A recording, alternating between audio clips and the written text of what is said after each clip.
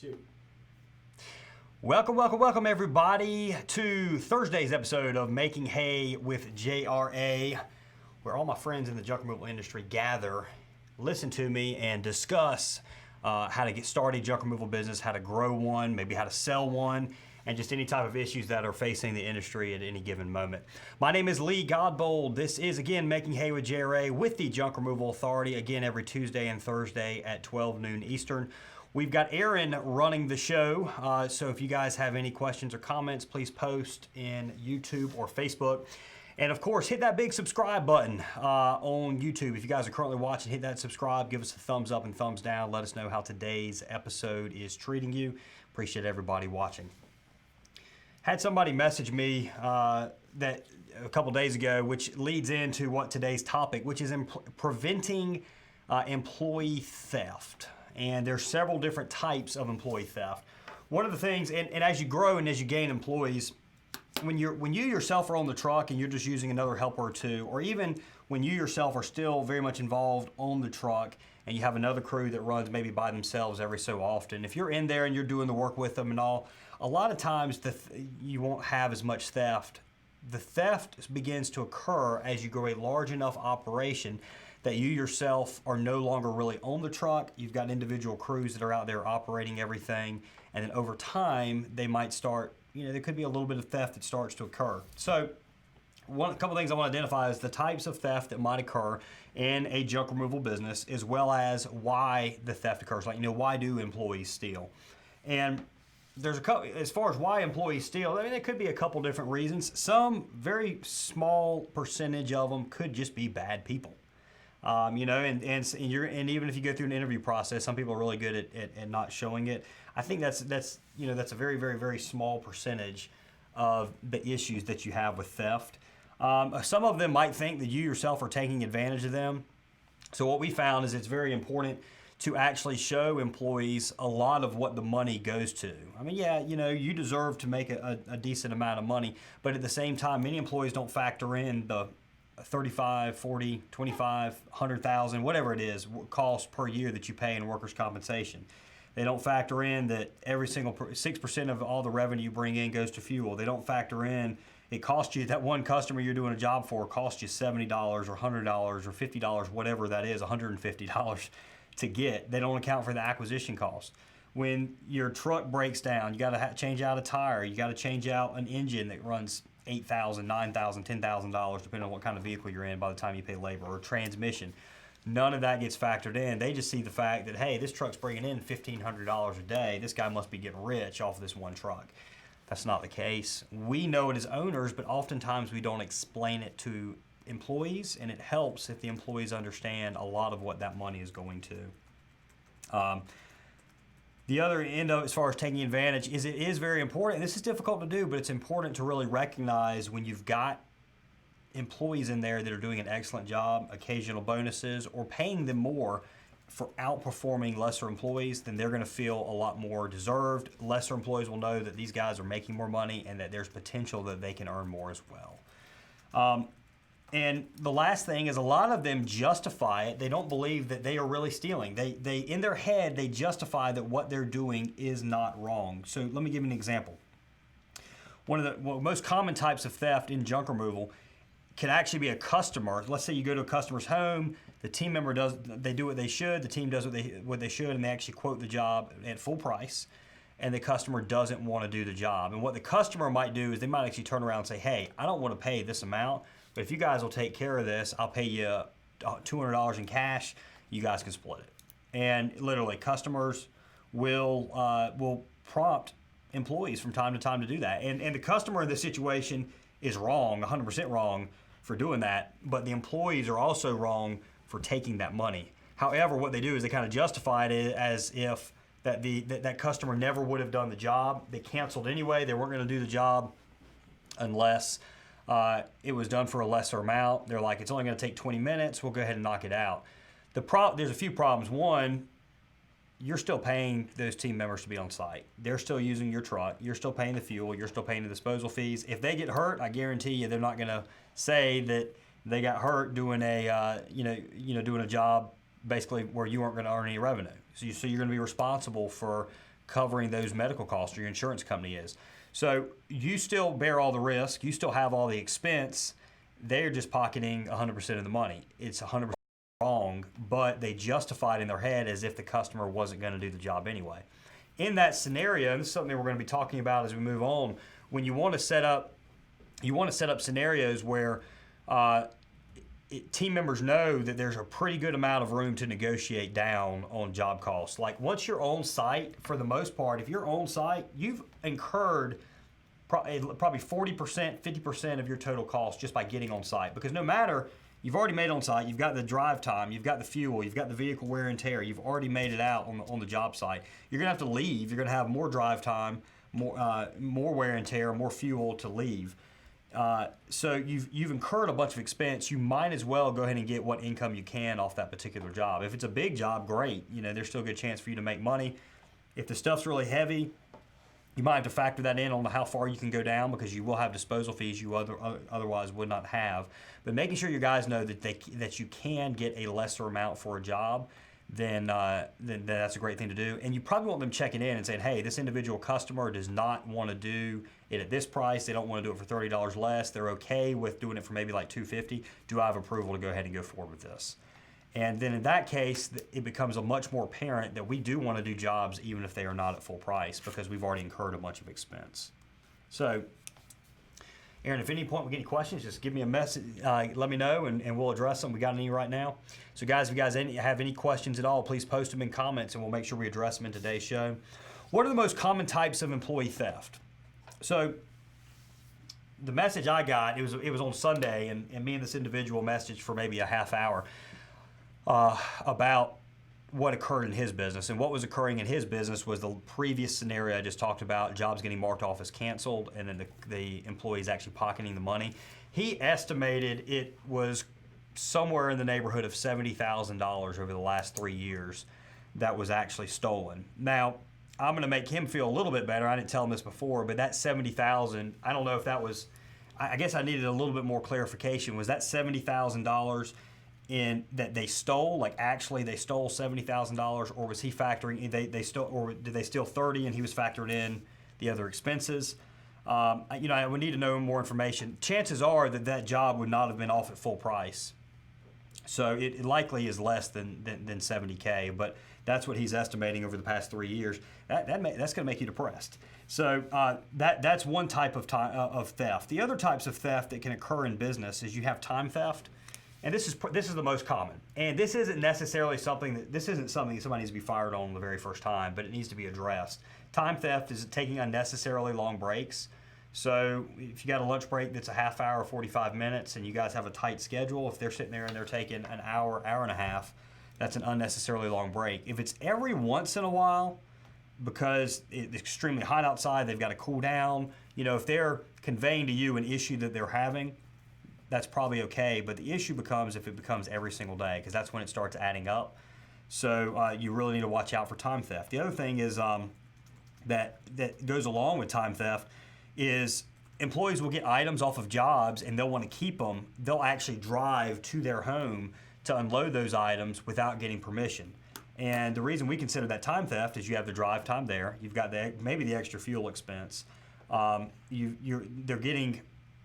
going to get their team member to help them bring this item inside, most likely. It probably took them more time to hand unload stuff and all and reload it than dumping it off, so on and so forth. So that is a form of time theft. Now, sometimes if the team member wants to keep enough stuff, if they want to keep something, then they need to call dispatch and say, hey, you know, we've got X number of stuff. We've got a couch. We've got a love seat, you know, a really heavy dresser. I'd like to load it off, unload at my house. It's only like 5 minutes out of the way. Can I do it? Chances are we're actually probably going to say yes, because one, you know, it's great that particular team member gets something they can enjoy. Two, it's reducing our disposal fees. Three, it's not really costing a lot extra. Four, again, you know, maybe there's a possibility they can unload at the house and they can go on to the next job immediately at that point because they have enough room to combine, and then you just take everything off to the landfill at once.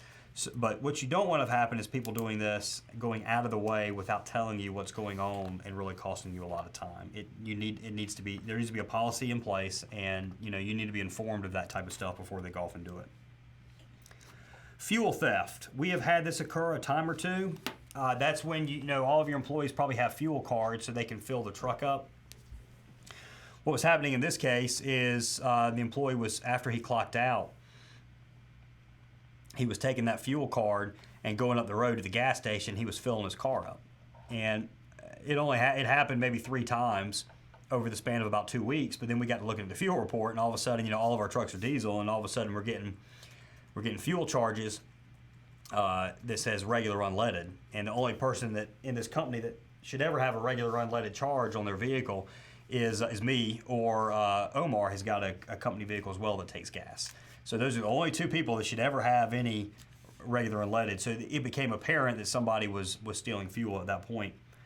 So when you give out these fuel cards, you're gonna check that camera right there. When we give out these fuel cards, you want to make sure that these fuel cards are actually assigned to individual team members, not to the truck. So if you have a Jack, you have a Jill, you have a Josh, you have an Aaron, you have a Shane that are all team leaders, all 4 or 5 of those people are going to have individual cards. And then that way, and they have their own PIN, and you let them know that if anybody takes that card, uses that PIN and orders fuel, they're held responsible for it.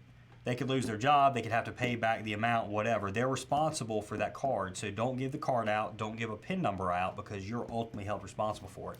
That's going to be a great way to prevent fuel theft. The other way is just you got to watch those. If to help prevent it or to help lessen the damage, you got to watch those fuel reports. Make sure you don't have unleaded popping up. We got one question on Facebook from Blake. And he says, on Workies, can we figure out how to prevent the double booking online to where it blocks off the time slots that are already booked on the schedule? Yeah, so on Workies, you can limit. If you go into the settings on Workies. Hey, by the way, the CEO of Workies is going to be at the JRA office, all the way from Israel. Will be at the JRA office on Monday. I think we're going to be able to go live and actually cover the Workies platform. So a lot of, and any suggestions you guys have for Workies, those of you that have switched over, that might be a great time to bring it up. We're still working out the details with him. I know he will be here, I think, from 10 to 11:30 on Monday. So we're hoping to get him in here and have a live show. So let me pull Workies up here for the moment. So quickly on Workies, I want to be careful what I access here. I don't want to give out financial information for anybody. So if you go to settings, should be good here. Yeah, settings. If you go, Blake, if you go into online booking, you can then come down to booking business availability. Do we lose the camera on the broadcast when that turns off or not? Okay, got it. All right, so I just keep rolling. Okay, great. All right, so if you go to choose number of jobs per slot, you can then say you want to restrict it to 3 jobs per slot, 2 jobs per slot. However many trucks you have, you can do that. You'll notice this is the Junk Doctor settings here. We allow for double booking. We like showing massive amounts of availability because there's a good chance that particular customer is going to want to, there's going to be some customers that maybe only want a certain time slot. Well, we want to give them the opportunity to book it, and then if it doesn't work, we just pick up the phone and call them and change it around. That's up to you, whatever you want to do. It's easier for us because we've got all the trucks we've got running around. If you've only got 2 trucks running, you probably are going to want to restrict it just to 2 bookings because it's going to be much harder for you to actually get those jobs off on time. Any other questions?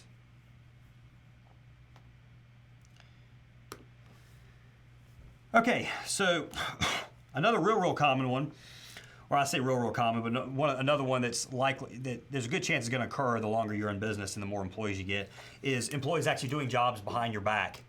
And guys, I'm not saying all this is happening to you. Some of you guys don't have that many employees yet. Some of you that do have employees, some of the stuff has probably occurred. I want to make sure you're aware of the possibility of it happening though, and you can kind of make sure you got some checks in place to check and see if it's occurring, and then if it does occur, you kind of know how to deal with it. And that's kind of our goal in today's episode, because as you grow, the only way you're going to grow is if you get people. And the only way, you get more trucks and you get more people. And when you bring in people, you're going to get some people that begin to try and steal from you if you don't have some of these measures in place. And even if you do, this isn't going to keep it from happening. It just lessens the likelihood and increases the possibility that you actually catch it occurring. So doing jobs behind your back, using your equipment, or maybe they're using their own pickup truck. Guarantee you, I know of one case, one instance, or one individual this has occurred to with junk doctors several years ago. And it was a company vehicle. It was actually a pickup truck we provided him. And he was doing jobs behind our back with that particular truck. I'm sure it's occurred at some other point, but that's the one instance that I know of it occurring. What this works is they're doing side jobs. They're using company vehicles for friends, family, their themselves, or maybe even your own customers. So let's give another scenario. The customer hires you, the truck team comes out there, they do a job, and the customer says, "Hey, if you could you come back? I've got this little bit of landscaping I need done, or I've got this,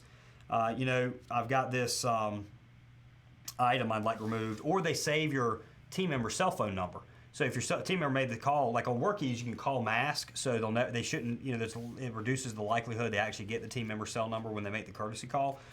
They take that number, and then what happens is the customer will call that employee back and say, "Hey, can you guys come out and pick up this?" And the employee might just slip out there without actually reporting it back to the office to have it be an official job. So jobs behind your back. The other real common thing, or other common possibility, is a neighbor seeing the truck crew on site and saying, "Hey, I've got a couch I need picked up. What will you charge to pick up this couch?"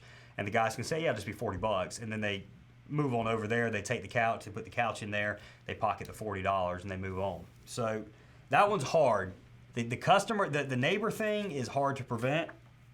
GPS tracking on your vehicles and cameras on board are about the only way. Trying to make your guys, really enjoy their job, like the company they work for, is the other way, but that's only going to go so far a lot of times. So that kind of theft is going to occur from time to time. Make sure you have GPS tracking, make sure you have a camera on board. The most common, or the biggest type of theft, the biggest no-no or whatever, and the instance that this guy was talking about, was cash theft. So the most common scenario for cash theft was like I talked about. The customer says they're not going to do the job, but they offer the team a certain amount of cash. The other type of cash theft is the team members quote the job at the correct amount, say it's $500, and then what they do though is on the invoice they only record in $400. They only record a $400 payment, even though the customer gets $500 in cash, and the team member split that $100 difference. And to add on to it, there's a good chance the customer tips them. So not only do they get the $100 difference, but they're getting their tip that they probably rightly deserved, but they're kind of screwing the company at that point. So that's the other type of cash theft that's fairly common. Team members, both of these scenarios, whether they report it as a cancellation or they report the job as being a lesser amount than it really is, both of them are dishonest. If you detect any employees doing this, you find out, you verify they actually did it. In all cases, that employee needs to be let go immediately. Make sure you keep good paperwork so they don't get unemployment. But both are dishonest, both are wrong, both cannot be tolerated within your company. And any other team members that knew kind of what was going on, they should be disciplined. I mean, it needs to be made aware that, hey, this should have come to us. You were complicit in this, even though you're not getting let go. You knew what was happening, so you should have kept the team member from doing it, or reported back to management what was going on. So we understand now the issues that occur, or that can occur in regards to employee theft. So now we need to talk about, how do you catch it, how do you prevent it? The first thing we want to try and do is prevent it, obviously. So that'll be the first goal. You need to really have a policy in place for jobs or for customers that cancel, and the employee was the person that told you they canceled. So they canceled on site. They made it on site. They quoted the job. The employee canceled, and the employee says it canceled. So you need to do a follow-up call immediately to that customer to check and see what occurred. Say, hey, Oscar told me that you wanted to cancel the job. After he looked at everything, just wanted to understand, why you wanted to cancel. And they'll say, all right, well, the price was too high or whatever. And then you could say, this needs to be done when your guys are still on site. And at this point, you can really respond by saying, well, what were you looking to pay? And if they quoted the job at $400 and the customer says, well, I'd be okay with $250, then you've got a little negotiating room. You've already got the guy on site, so you could say, okay, Oscar says this job's only going to take maybe 45 minutes. I know you're wanting this thing done in the next few days based off your, what you said when you were booking. Why don't we kind of meet in the middle? We'll do it for $300. We'll get it done today. You don't have to worry about getting another company out. You don't have to do it on your own. Would you like me to tell Oscar to get started? And a lot of times they're like, yeah, great, that works well. And then, okay, get the job going.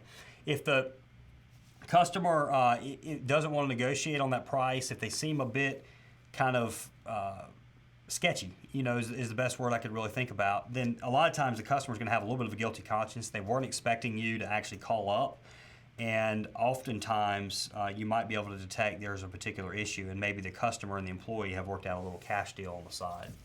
So always do those follow-up calls to those customers. Try and understand what's going on. There's going to be a million different scenarios in this case that could pop up, and in different ways this conversation might go. But you always need to make contact with that particular customer to really understand what happens. The other thing that could occur is the customer canceled, but they actually want us to come back out, and the team member might not realize that, might not relay that back to you. So that could be a job that they're still willing to pay full price, but something occurred where they can't do it at that very moment. You want to be told that so you can get them back on the schedule. The next thing, and Blake had a question about workies earlier. I can't show, I can't actually pull up all these reports here. But workies has some job statistics that'll actually, you actually can break down the average job per team leader and the average time that they are on a job. So these are two things you really want to track. This is one of the reasons we switched to workies. Vonago didn't have this capability. To my understanding, is House Call Pro doesn't either, which is one of the reasons we didn't go with House Call Pro. And the fact Workies actually has franchises where we can actually have, this is how our call center operates. We enter in all of our partners as franchises so we can access their calendar. House Call Pro didn't have that. Vonago did, but Vonago was too slow. So anyway, you can go to job statistics here, and what you want to do is you want to track the average job per team leader. And everybody should be around the same amount. It should probably be 350, 400 in that range, maybe 320. If you're lower than that, then you guys need to raise your prices. And if you're higher than that, well, good for you, or you could be in an area that's more expensive to operate. The other thing Workies does is when they get on site, they can clock in on the job and then they clock out of the job. And you require that your guys do this, because what you're going to do is you're going to compare the average time on the job compared to the average job sale. And that gap should be pretty close. So if Oscar does a full load, if Oscar's averaging 350 and his average time on job is 40 minutes, then Javier, if his average job is 320, or if his average job is $300, but his average time on job is an hour, we got a problem going on with Javier or Justin or whoever that individual person is. If there's discrepancy in there, then you've either got somebody that's moving far too slow and underquoting, or there's potential for theft. So if somebody's job time is higher, but their average sale is lower, you got a pretty good idea of theft there. The other thing Workies does is it'll show the cancellation percentages per team leader. So if Justin is averaging a 20% cancellation rate on his jobs, but Javier is only averaging a 10% cancellation on his jobs, then there's a chance Justin might be stealing a little right here because his cancellation percentage is a lot higher. Or he's not properly quoting jobs right, or he's not negotiating right, or the customers don't like him, or any other reason. Statistics are huge. Workies does a fantastic job of tracking it. It's a great way to help prevent employee theft. That is Workies. And there'll be a link. If you guys want to get Workies, it's a 14-day free trial. You can get that trial by accessing the link on this YouTube video. Just click on that link, sign up, check it out. I think you're really, really, really going to love you some Workies, because we really do as well.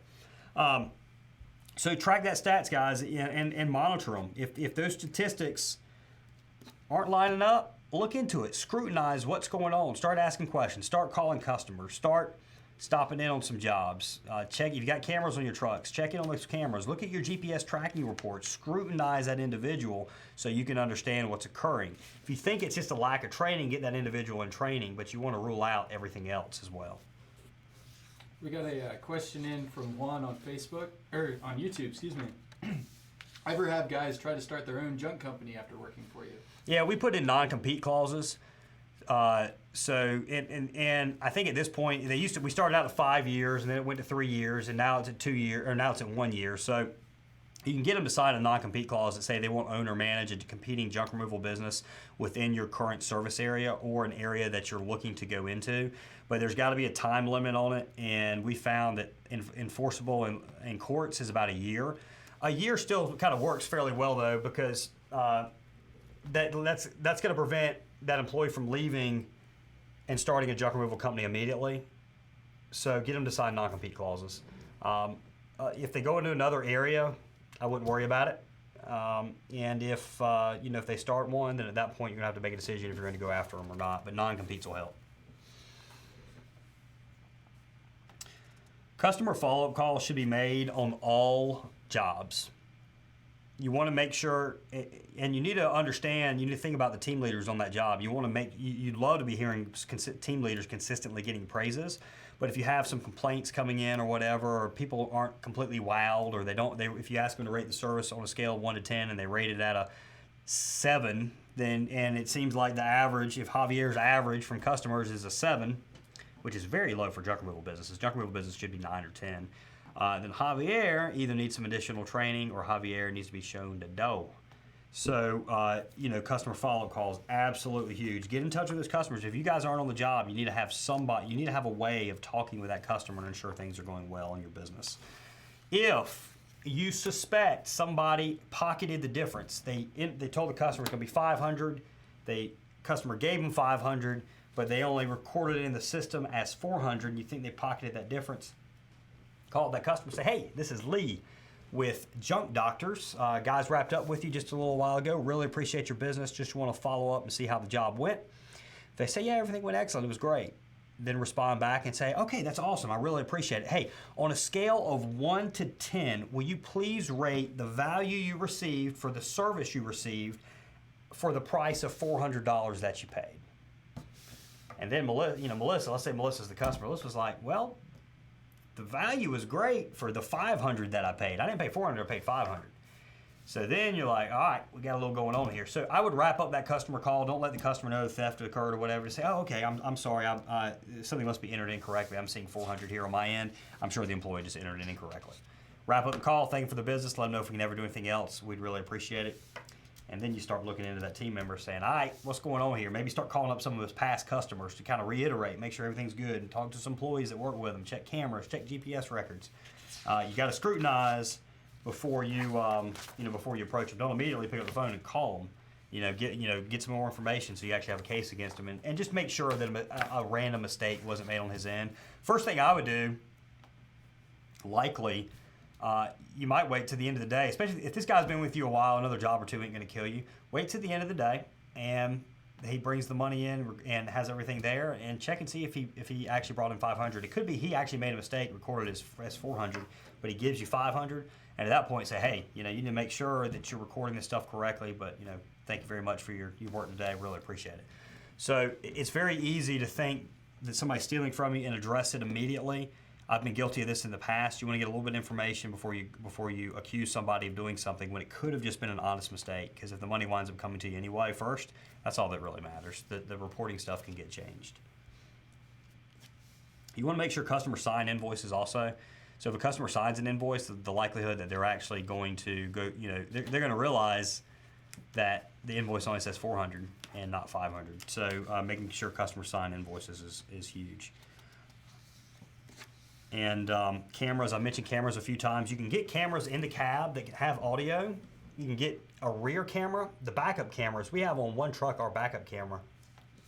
If you put it in reverse, it actually, at any point, we can access that camera. So that if the truck's just sitting there, we've got a live feed we can click, and we can actually see what's going on behind the truck. So if a job's reported is canceled, you see that truck is still on site. You call the customer doesn't answer or whatever, then you can access that camera and kind of see what's going on. If the guys are loading the vehicle, well, you probably want to hop in your truck and go and visit them and see what the hell's going on.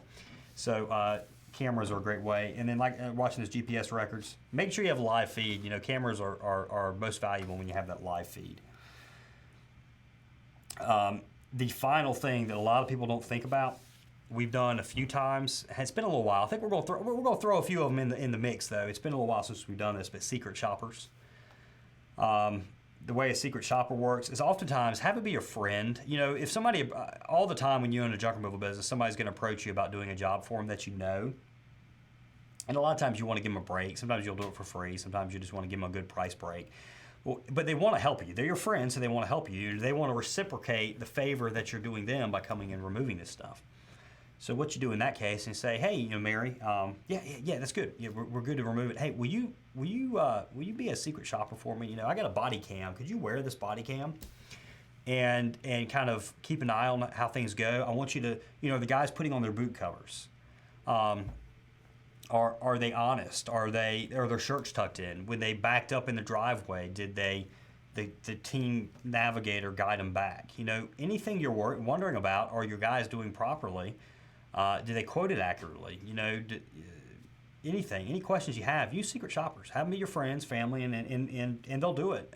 You could potentially do some other customers. You could give them, there's websites to set up secret shoppers. So if somebody needs some junk removal, you can say, all right, I'll remove junk for free or at half price or whatever if you'll do the secret shopper thing for me. So secret shoppers are a great way to go as you scale and grow, as you're no longer on the truck, making sure your guys are doing stuff properly. The definition of embezzlement, I'm going to pull it up right here. The definition of embezzlement is theft or misappropriation of funds placed in one's trust or belonging to one's employer. The team members that are the team members that are stealing this money. Here we are. Okay. The team members that are stealing this money are committing embezzlement. So in this case, with this individual, I'll have to look up the state. Well, I'm not going to look up the state he was in because I don't disclose which company it was. But in North Carolina, if more than $1,000 is embezzled, if you can prove more than $1,000 is embezzled, the crime is a federal felony, punishable by a $250,000 fine and up to 10 years in prison. So the guys that stole, if he can prove they stole $70,000, those guys can do jail time. I know of an individual who worked in the waste field that served 1 year in prison and has to pay $50,000. They estimate she misappropriated $500,000. In her case, she wasn't taking the money. She was actually providing free service because she felt like, you know, she was a very nice lady. She was wrong in doing this, but she was letting companies do something for free, and the company found out about it, installed cameras that went back, figured it was probably $500,000 over about a year and a half that occurred on. She served a year in prison. Extremely nice lady, 1 year in prison. You guys, if you find your employees are stealing from you, if you want to go that route, you know, it's going to tie you up in a bunch of negativity. I like staying around positive stuff. A lot of times I think I'd rather get rid of the individual than go through that. But if you got a big problem, if you think it's multiple employees that are doing it, you might have to go the criminal route to send a message. And you need to make sure your employees understand, guys, it's not just $20 here, $100 here, whatever. If they do that 10 times and it's $100 each time, they could be a felon. They might not have to vote. They might not be able to own another firearm. They might serve prison time and they might owe a bunch of money, and it's going to be a lot harder to get another job for them. So it's not bad to inform people of that. A lot of employers don't realize that is the case, that they are actually committing a felony just because, you know, when they're stealing that amount of money. If you can prove it, you got a case. So as you grow, somebody is going to steal from you in some capacity. When you have something that others do not, then there are going to be some individuals that feel like they need to steal in order to get that you don't deserve what you have, or you already have enough of it, and it's okay for them to take it. Kind of like the Robin Hood thing, you know, they feel like they can take it because you have it and they don't. It's a very small percentage, very, very small percentage of people. If you guys have 10 employees, there's a chance absolutely none of them are this way. If you have 50 employees, probably one of them is.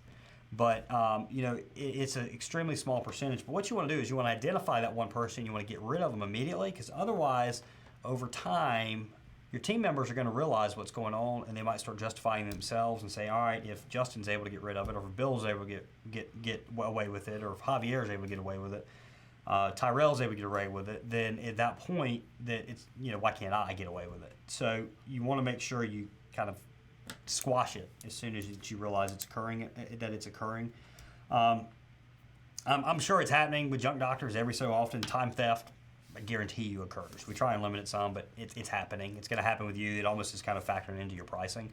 Cash theft at some point has occurred to me, probably a heck of a lot more than we know it. It's probably happened in the last 3 or 4 months. But we just try and limit it the best we can by these measures that we talked about to help prevent it and then help catch people if it does occur. If you determine someone is stealing cash from you, you need to quickly get rid of them. And then I would look less on the amount, on worrying about the amount that was stolen in the past, and more on how am I going to prevent it happening in the future. You have to make sure when people give you problems, and they are, there's always going to be a few employees that are going to cause you extreme amounts of headaches. They're going to drive reckless in your vehicle. It's going to tear up your vehicles. It's going to have people calling because they're pissed off because your truck, your truck driver flicked them off or cut them off. They're going to steal some cash from time to time. They're going to steal time. They're going to steal time from you from time to time. It's going to happen. You cannot let it crush your dreams and aspirations for growth, because oftentimes what people want to do is they want to just contract back in. They want to go back into their cocoon rather than spreading out into the world and really letting their dreams come true. They're letting employees and the negativity that comes from some employees really hamper their dreams.